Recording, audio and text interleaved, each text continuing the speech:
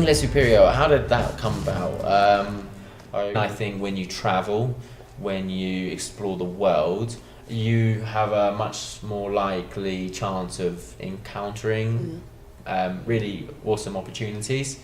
Yeah, for sure. And you either grasp them or you let them go. But and you'll have a few in your life, right? I think you do have good opportunity in your life, but they're also limited. So take it or leave it. You've got to grab them while you can. Exactly. It was a grand idea. I wasn't really sure if I could do it, but I did it because I felt there was a need in Cuzco for a decent quality English school which looked after its students as well as its teachers, and I found that lacking. I found there was a lack of professionalism, and I found there was a lack of leadership. Cuzco, definitely not for beginner teachers. Why'd you say that? Oh, it is for adventurer teachers. You got to have an adventurous soul, and you can't be a bit of a sissy when it comes to personal hygiene. And look, you're living at 3,400 meters above sea level. This is not for beginners. I advise anyone who's squeamish or who don't think they're flexible or are going to miss their home comforts. Forget it. This is the wrong place for you. Okay, that's you good. need to be a really adventurous teacher, and because you're not going to last. Yeah. It's just go to somewhere easier. Yeah. That's why I would say expectations that things are going to be like home. The same, yeah. You're in South America firstly and foremost, so that's a completely different attitude, culture, and then there's also the physical environment of being very high up in the mountains with very little oxygen. You get tired easily. You're always lethargic. You're burning calories. If you want to, it's a workout doing anything. Yeah. So if you don't feel you've got a lot of energy anyway, then try teaching 6 hours a day. Yeah. You're going to be exhausted. Yeah. And you're going to be wanting, there's no central heating here, so you're going to be cold. Probably 90% of my teachers get sick throughout the time that they're here. They as well easily clean. There are a lot of. The best thing to do is to adapt to the culture and try and take on the the local remedies. Things like munya is a type of plant that you put into your tea. It's like a herbal tea, and that settles the stomach. So it's important to know about the local. Yeah, they love their tea, don't they? Yeah, the herbal tea, and they drink it all the time. Yeah, because it's also good for digestion. Because of the altitude stops you from digesting. So by drinking a hot drink, you essentially break down the fats, and it's easy for you to digest. That's another thing. Indigestion is another issue. Yeah. Yeah, it's not for beginners, I wouldn't say. Definitely you have to be adventurous. You have to know that you're getting yourself into something which is it's going to be a challenge. And because it's so cosmopolitan, you have people coming from around the world.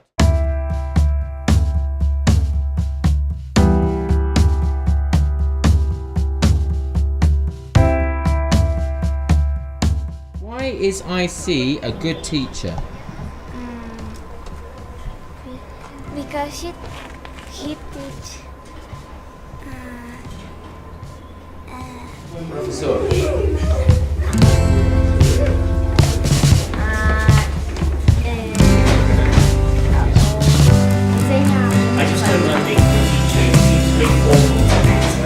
So, what has been the hardest thing to adjust to in Cuzco for you? I think generally Cuzco is a real chaotic place, and it can be a little hard sometimes to sort of get used to people asking you stuff on the street, and sort of can be a little overwhelming. So that was for me one of the most, not challenging things, but definitely interesting things about coming to Cuzco is how vibrant and crazy it can be sometimes. So. And what do you like about it? What's the best thing? Well, that's the thing, is that the vibrancy and craziness are two sides of the same coin, because you can be overwhelmed, but it can also be so,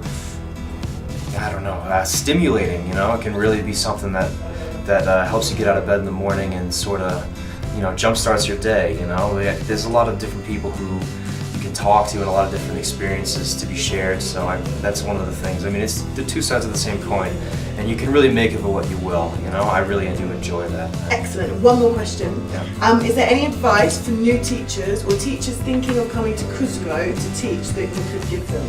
Yeah, absolutely. What I would really recommend is that you branch out and you don't stay in your own circle of friends. You go out, you meet Peruvians, real Peruvians, you talk with them, you sort of, you know, it's good to get to know them really, because it's a different place, it's a different world, you know, so it's really important to get to know all of the Peruvians that you possibly can and really integrate, you know, in Peru. That's important. Do you think that's hard to do that in Cuzco? Of course, it takes effort, it's not easy, it takes work, but it's worth it, you know, definitely. Excellent. Thank you so much. Brilliant.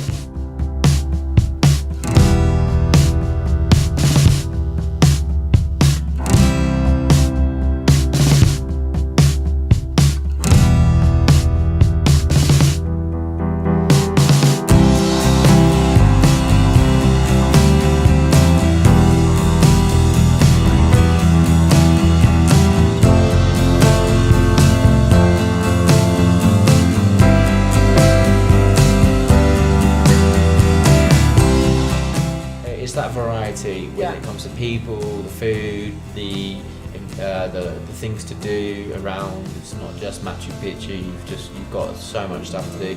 Just not a beach. So again, if you're a beach person, then it's not for you. Not for you. Yeah. If you love the mountains, if you love the adventure, a bit of a hard grind. And it's quite spiritual here as well. As isn't well, it? yeah. There's also that kind of side of things. Yeah.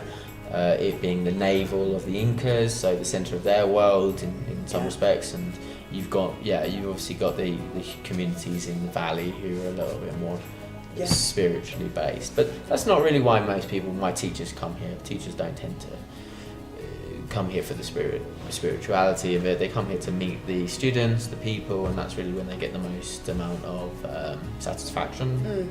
Yeah, cool.